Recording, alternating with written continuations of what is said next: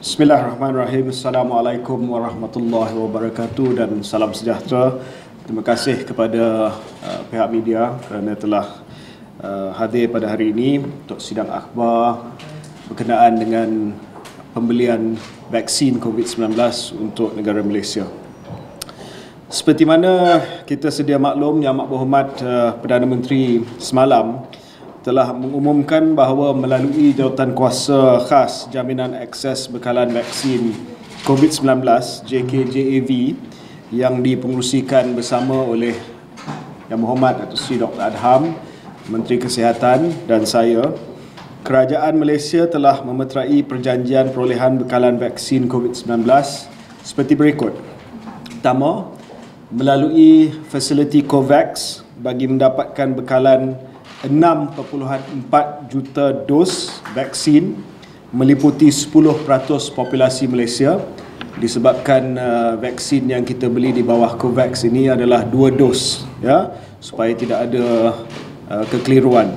So it's 6.4 million doses under COVAX for 10% of the population, which is 3.2 million Malaysians. The second adalah perjanjian kita dengan syarikat Pfizer bagi mendapatkan bekalan sebanyak 12.8 juta dos vaksin yang akan meliputi 20% populasi Malaysia. Pfizer juga adalah vaksin 2 dos. Maksudnya setiap orang yang dapat vaksin Pfizer itu mesti diberi 2 dos, ya. Jadi itu mencukupi untuk 20% populasi Malaysia ataupun 6.4 juta rakyat Malaysia. Yang ketiga adalah perjanjian dengan syarikat AstraZeneca yang telah membangunkan vaksin bersama dengan University of Oxford bagi mendapatkan bekalan sebanyak 6.4 juta dos vaksin, iaitu meliputi 10% populasi rakyat Malaysia. AstraZeneca juga adalah vaksin 2 dos, ya. Jadi dengan 6.4 juta dos kita dapat liputan untuk 3.2 juta rakyat Malaysia. I hope that's clear, ya, because there's some comparison dengan negara-negara lain berdasarkan kepada dosage dan sebagainya, ya. Jumlah tersebut iaitu melalui COVAX facility, melalui Pfizer dan melalui AstraZeneca adalah cukup untuk 40% daripada rakyat Malaysia. Ini akan ditambah tidak lama lagi dengan perolehan daripada 3 lagi syarikat. Ini masih dalam perundingan akhir, tetapi saya akan kongsi di sini juga seperti mana yang Amat Berhormat telah sebut semalam, iaitu dengan syarikat Sinovac daripada negara China, syarikat CanSino daripada negara China dan Gamaleya Institute daripada negara Rusia untuk mendapatkan jaminan bekalan vaksin keseluruhan, campur dengan Pfizer, COVAX, campur dengan AstraZeneca. So that was 40%. We add another 42.8%. Jadi 42.8% populasi negara akan kita perolehi melalui perjanjian tambahan dengan Sinovac, CanSino, Gamaleya daripada Rusia. Jadi keseluruhan adalah liputan vaksin yang kita telah pun memeterai ataupun dalam proses akhir untuk memeterai adalah 82.8% daripada jumlah populasi negara Malaysia atau 26.5 juta rakyat Malaysia, ya. Untuk liputan 82.8% ini, kerajaan setakat ini telah memberi komitmen untuk belanja 504.4 dolar Amerika Syarikat atau bersamaan dengan 2.05 bilion ringgit Malaysia. 2.05 bilion ringgit Malaysia ini adalah untuk keseluruhan perjanjian yang saya sebutkan tadi, COVAX, Pfizer, AstraZeneca dan juga perjanjian yang sedang kita tamatkan dengan Sinovac, CanSino dengan Gamaleya. Bukan hanya untuk Pfizer sahaja. Jumlah 3 bilion ringgit itu adalah anggaran yang saya dapat daripada Menteri Kewangan. Apabila Jemaah Menteri telah mengarahkan saya untuk membuat rundingan, sudah pasti saya perlu ada anggaran. Dan saya telah mohon kepada Menteri Kewangan, berilah satu anggaran berdasarkan kepada anggaran harga yang kita ada pada waktu itu. Pada waktu itu kita anggarkan berdasarkan kepada maklumat yang kita perolehi bahawa roughly we need about 3 billion ringgit to cover 70% of the population. Saya sebut di Parlimen dulu. That was the initial target. So kecita saya maklumkan bahawa kita telah dapat liputan 82.8% dengan komitmen setakat ini, ya, sama ada yang dah dimeterai ataupun akan kita meterai dengan harga 2.05 bilion ringgit Malaysia. Adakah kita tidak akan belanja sampai 3 bilion ringgit Malaysia? Saya minta supaya ini adalah buffer sekiranya kita perlu tambah lagi dos vaksin ataupun bekalan vaksin, ya, disebabkan ada beberapa perkara yang saya akan sebutkan nanti untuk kita dapat jaminan kepada vaksin yang selamat dan berkesan. Saya harap dengan penjelasan itu saya dapat memberi gambaran yang sebenar berkenaan dengan harga yang telah pun kita ataupun kos yang akan kerajaan membiayai bagi mendapatkan akses kepada vaksin COVID-19 ini. Baik, kenapa saya tak dapat nak memberikan harga setiap dos daripada setiap syarikat? Ini soalan yang ditanya dan juga soalan yang banyak menular di media sosial. Buat masa ini, setiap perjanjian yang kerajaan Malaysia ataupun mana-mana kerajaan di dunia memeterai dengan mana-mana syarikat farmaceutical adalah perjanjian yang tertakluk kepada kerahsiaan, non-disclosure agreement ataupun confidentiality agreement. Ini adalah syarat yang ditetapkan oleh syarikat-syarikat farmaceutical yang keluarkan vaksin ini. Yang tular di media sosial adalah satu tweet yang dikeluarkan oleh seorang menteri Belgium yang telah pun diturunkan disebabkan beliau melanggar kerahsiaan dengan syarikat-syarikat farmaceutical yang mana Kesatuan Eropah telah beli vaksin COVID-19 mereka. Jadi oleh yang demikian, buat masa ini, oleh kerana bukan hanya Malaysia tetapi setiap kerajaan tertakluk dengan syarat kerahsiaan, kita tidak boleh memperincikan harga berdasarkan setiap pengeluar vaksin, ya.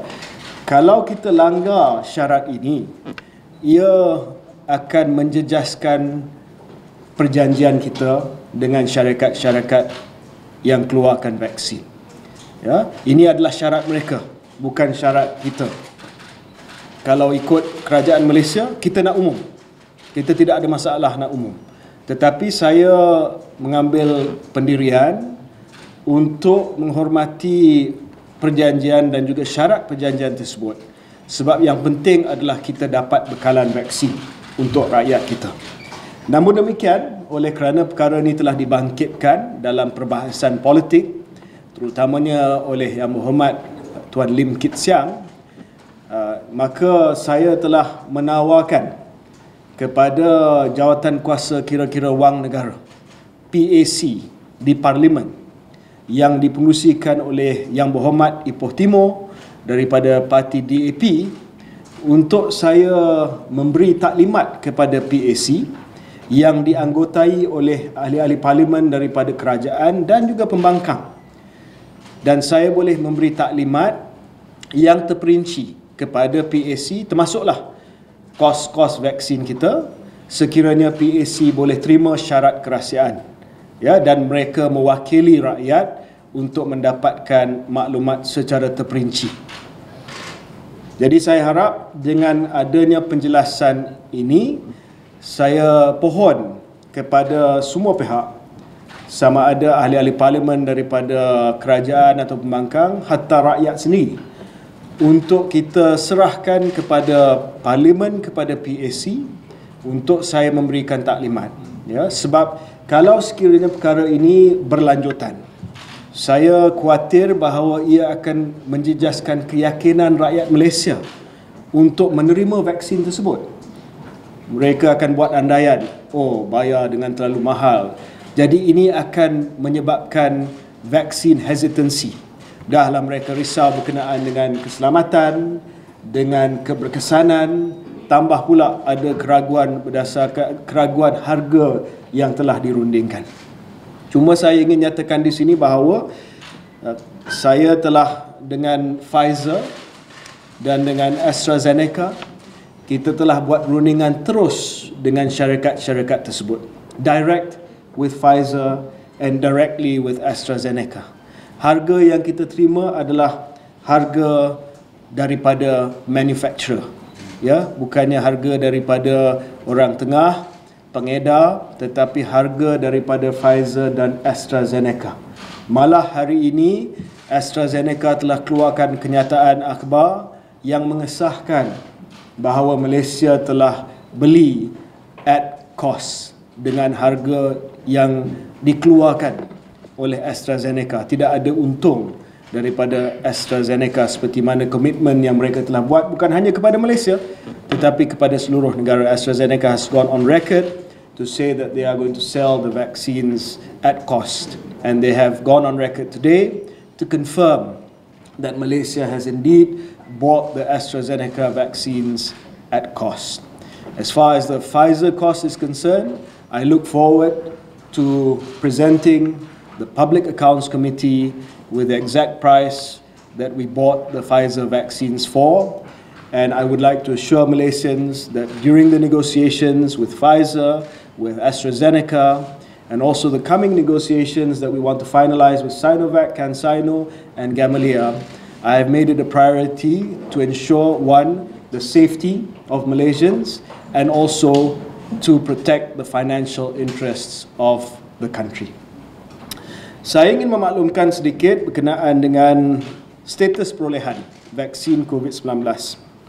Daripada pengumuman yang dilakukan oleh Perdana Menteri semalam, kita mengetahui bahawa seperti mana yang saya sebutkan tadi, we have enough now for 26.5 million Malaysians bersamaan dengan 82.8% populasi Malaysia, using the estimate of 32 million people in Malaysia, 32 million Malaysians. Oleh yang demikian, saya ingin memberi pecahan pembelian seperti tersebut. COVAX Facility. Kerajaan Malaysia telah menyertai fasiliti COVAX. Di bawah fasiliti COVAX ada beberapa vaksin yang dipromosikan melalui COVAX. They have a portfolio of vaccines within COVAX.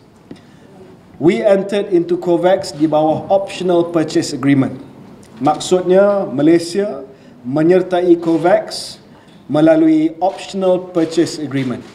Ya. Optional purchase agreement maksudnya kita boleh pilih vaksin mana di dalam portfolio COVAX yang kita mahu. Selepas kita pilih, COVAX yang dikendalikan oleh Gavi dan WHO akan membuat rundingan pukal. Dia akan jemput semua negara yang nak vaksin A, say you are interested in vaccine A, then we will negotiate with the manufacturer. COVAX ini dia lebih relevan kepada negara-negara berpendapatan rendah because they cannot do bilateral negotiations. Malaysia, kita negara berpendapatan sederhana. Namun demikian, as an insurance policy, sebagai plan B lah, kita ambil 10% daripada COVAX, also for global solidarity. Actually we can negotiate directly. Kita boleh ada rundingan terus dengan syarikat-syarikat vaksin, but we decided global solidarity and also insurance we go with 10% of our population through COVAX. Sukacita saya umumkan bahawa melalui fasiliti COVAX, Malaysia telah memaklumkan kepada COVAX melalui perwakilan kita di Geneva, Switzerland, that we have opted for the AstraZeneca vaccine under COVAX. That takes our AstraZeneca coverage to 20%. Remember, we bought 10% direct. The other 10% will come from COVAX. This has not been announced. Ini belum lagi diumumkan. Hari ini saya umumkan bahawa the COVAX vaccine that we will purchase will be AstraZeneca. Dan kita menjangkakan penghantaran vaksin AstraZeneca daripada COVAX itu sedang dimuktamadkan, but we have been told that it is between March and June of next year. How many doses will come first, later? That is something that COVAX is still working out in order to inform us. So that is the COVAX facility. Seperti yang diumumkan sebelum ini, kita akan mendapatkan 12.8 juta dos daripada Pfizer, and the first shipment from Pfizer will arrive in February of 2021. And then, of course, you all have the schedule that we have announced before. It will arrive throughout the year. 1 million dose quarter 1, and then quarter 2, quarter 3, quarter 5, it will increase. Yeah? We have, I would also like to announce today that we have negotiated with Pfizer to increase, an option to increase our purchase by another 20% if we need. Ya, kalau kita perlukan, I have negotiated for Pfizer to put aside another 20% of Malaysian population. And the reason why I did this is because in the US ada dua saja vaksin yang dah dilulus. It's Pfizer and it's Moderna.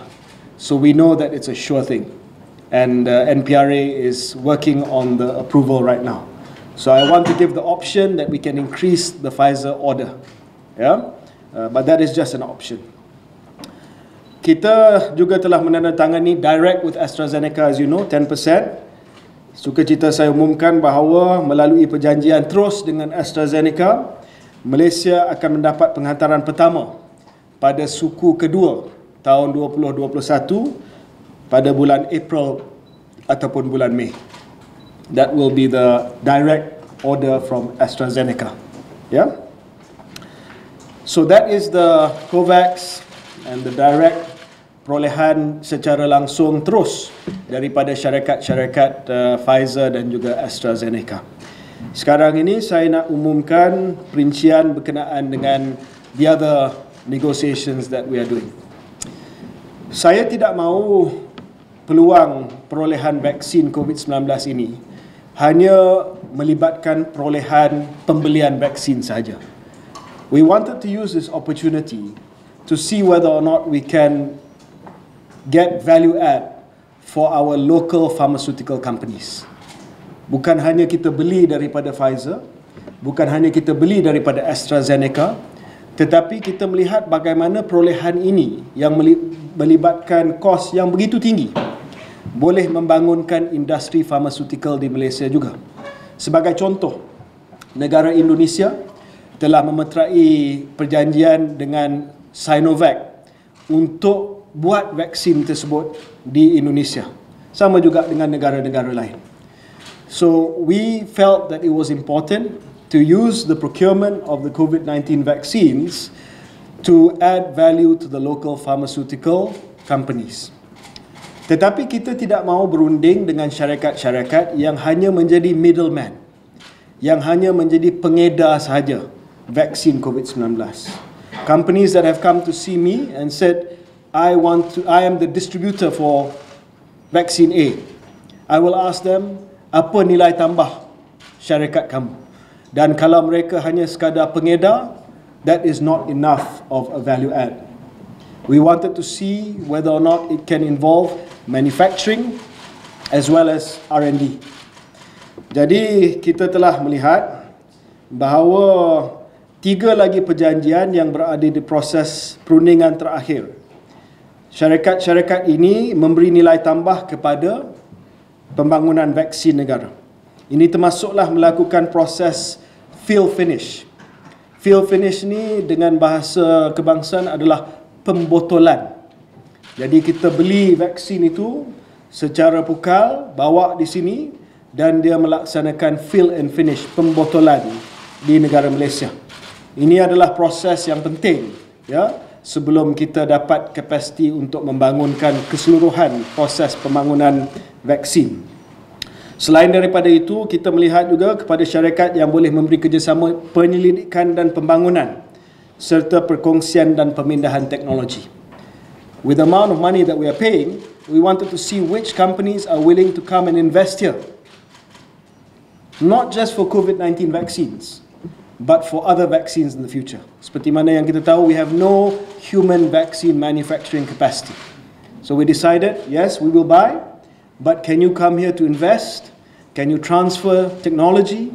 Can you invest in R&D? Can you invest in fill finish facility here together with local companies? Kerajaan berharap kerjasama di antara syarikat pengeluar vaksin yang luar bukan hanya dapat membantu syarikat-syarikat tempatan untuk terus memajukan industri pengeluaran vaksin, malah akan dapat memberi pekerjaan berkemahiran tinggi kepada rakyat. So the deals with Sinovac, CanSino, and Gamaleya from Russia will involve local companies that have been identified based on their ability to work together and to provide at least fill-finish manufacturing capacity for the vaccines, and also pemindahan teknologi dan R&D. Kerajaan sedang berunding mendapat akses, and this is the details, sebanyak 14 juta dos daripada Sinovac, iaitu cukup untuk 7 juta rakyat Malaysia bersamaan dengan 22% populasi kita. Sinovac akan kerjasama dengan pengeluar tempatan dan mereka akan hantar secara pukal dan vaksin tersebut akan dibotolkan di Malaysia. Kerajaan juga akan sedang berunding untuk mendapatkan 3.5 juta dos daripada CanSino Bio China. Dan CanSino Bio China ini menarik sebab vaksin ini hanya 1 dos. 1 dos sahaja, bukan 2 dos. Dan akhir sekali, kerajaan sedang berunding untuk mendapatkan 6.4 juta dos vaksin Sputnik V daripada Gamaleya Institute Russia untuk memenuhi lagi 10% populasi Malaysia. Sputnik V is a 2-dose vaccine. It's not a 1-dose vaccine. Ya. Jumlah keseluruhan 82.8% ini adalah melebihi sasaran awal, iaitu untuk memberikan vaksinasi kepada 70% rakyat Malaysia. So ini juga adalah perkara yang sangat-sangat penting. Dulu kata 70%, kenapa sekarang ni 82.8%? Apakah akan terjadi kepada baki 17.2% rakyat Malaysia? Okay. First of all, saya telah tambah daripada 70 kepada 82.8% kerana penilaian risiko, risk assessment. Ya. Pertama, kita risau ada calon vaksin yang tak dapat piawaian keselamatan dan keberkesanan NPRA. What if they don't get approved? So we need to make sure that our buffer, there's a bit of buffer there. Pertama. Yang kedua adalah manufacturing risk. Katalah ada syarikat yang tak dapat untuk memenuhi tempahan-tempahan pada tahun depan. Jadi we want to have a little bit more buffer. Jadi oleh sebab itu saya tidak tolak kemungkinan kita akan tambah sedikit lagi ataupun sikit lagi tempahan yang akan dibuat oleh negara kita. Malahan saya boleh mengesahkan bahawa perundingan masih sedang dijalankan dengan syarikat-syarikat seperti Moderna dengan Johnson & Johnson. Johnson & Johnson is also a single shot. We like the single shot for obvious reasons. So we are still looking at that. Apa pula akan jadi kepada baki yang tak dapat ni? So katalah target kita 70%, those 30%. Saya ingin jelaskan bahawa contoh kebanyakan ujian klinikal dilakukan kepada orang dewasa saja. There have been no clinical trials on children for vaccines. So at the moment Jawatankuasa JKJAV tidak mengesyorkan vaksin ini diberikan kepada kanak-kanak. So immediately there you can take out 20 to 30% of our population. So we will have enough for all adult population yang layak untuk terima. Ya. Jawatankuasa Khas Jaminan Akses Bekalan Vaksin COVID-19 yang dipengerusikan bersama dengan Dr. Adam dan saya sedang menyediakan satu plan vaksinasi kebangsaan. We are in the midst of preparing the National Vaccination Plan program yang akan kita bentangkan kepada Jemaah Menteri pada awal Januari 2021. Ini termasuklah hospital mana yang akan memberi vaccination, macam mana rakyat boleh berdaftar secara sukarela untuk menyatakan bahawa mereka kehendaki vaksin tersebut, dan juga soal-soal lain yang telah dibincang di Jemaah Menteri pada hari ini seperti pekerja asing, seperti expatriate. Apakah polisi kita berkenaan dengan pekerja asing, expatriate dan sebagainya. Ini semua sedang diperincikan dan akan kita maklumkan pada Januari 2021. Ini termasuklah segala perkara yang melibatkan pengangkutan, yang melibatkan penyimpanan. Kita pun dah tahu sebahagian daripada order kita daripada Pfizer akan sampai pada bulan Februari yang memerlukan penyimpanannya dalam ultra cold freezer minus 80 degree Celsius. Ramai yang kata, oh kita ni negara tropika dan sebagainya. We have ultra cold freezers in Malaysia. Dan saya pun semalam bincang dengan Tan Sri Dr. Hisham, KP Kesihatan, hospital-hospital mana yang kita nak hantar Pfizer vaksin ni, ya, untuk disimpan at minus 80 degree Celsius. Mungkin untuk kawasan-kawasan pedalaman dan sebagainya kita gunakan vaksin lain seperti AstraZeneca yang boleh disimpan dalam peti sejuk biasa. So we have a portfolio of vaccines. It's important that we have a portfolio of vaccines. Ada yang kita beli sebab dia boleh hantar cepat, contoh Pfizer. Ada yang kita boleh beli sebab harganya berpatutan, seperti AstraZeneca. So we've had to utilize multi-prong strategy. Tak boleh beli daripada satu. Why? Saya nak jelaskan di sini kenapa kita tak beli daripada satu pengedar saja. Sebab tidak ada mana-mana pengedar yang boleh jual untuk 100% keperluan Malaysia. They only have a certain stock. Why? Sebab negara-negara maju, negara-negara kaya, Amerika Syarikat, Kesatuan Eropah, Kanada, Singapura, banyak duit, dah beli lebih awal daripada kita, because they can offer more and they can make decisions because their budgets are much bigger than us. Canada sebagai contoh telah beli cukup vaksin untuk memberikan vaksin kepada rakyat mereka 5 kali ganda. They have 500% population coverage. Our dompet kita tak adalah sebesar itu. Ya, jadi saya terpaksa berunding secara berhemah, bukan sebagai negara yang kaya, bukanlah sebagai negara yang miskin juga yang langsung tidak dapat apa-apa. Ya, jadi saya ingin memaklumkan kepada rakyat Malaysia, kita dah buat yang terbaik. We are not the fastest, but we won't be the slowest either. Dan kita selalu utamakan yang pertamanya safety, efficacy, sebab itu NPRA is independent, dan juga kos yang berpatutan. Ya.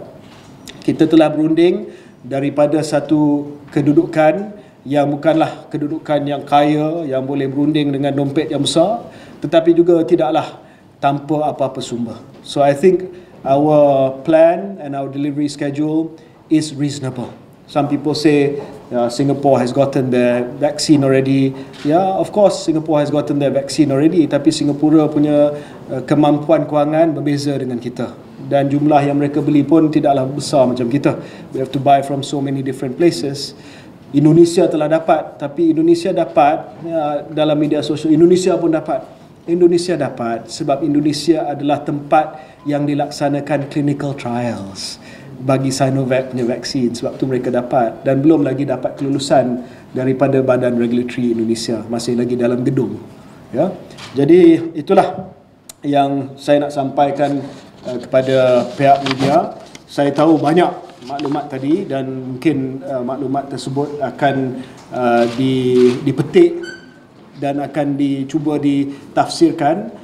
Tapi saya mengambil sikap terbuka. Kalau ada apa-apa soalan, dan saya telah maklumkan dalam media sosial, tidak ada apa-apa soalan yang terlalu kecil ataupun terlalu insignificant untuk saya cuba jelaskan. Yang penting adalah kita memberi keyakinan kepada rakyat Malaysia bahawa vaksin ini selamat, vaksin ini berkesan, dan vaksin ini kita beli pada harga yang berpatutan, ya. Sebab kita telah buat keputusan Jemaah Menteri, vaksin ini percuma kepada rakyat Malaysia, dan vaksin ini tidak mandatory. Vaksin ini sukarela. Jadi apabila rakyat Malaysia rasa yakin dengan vaksin, safety, efficacy and the pricing, I feel that more Malaysians will want to be vaccinated. And the more Malaysians are vaccinated, the safer we are. We are only safe if all of us are safe. Jadi saya merayu sangat bahawa jangan kita politikkan soal vaksin ini. Saya bersedia pada bila-bila waktu dan masa untuk memberi taklimat penjelasan kepada Jawatankuasa Kira-kira Wang Negara, PAC, untuk menjelaskan segala maklumat secara terperinci. Terima kasih.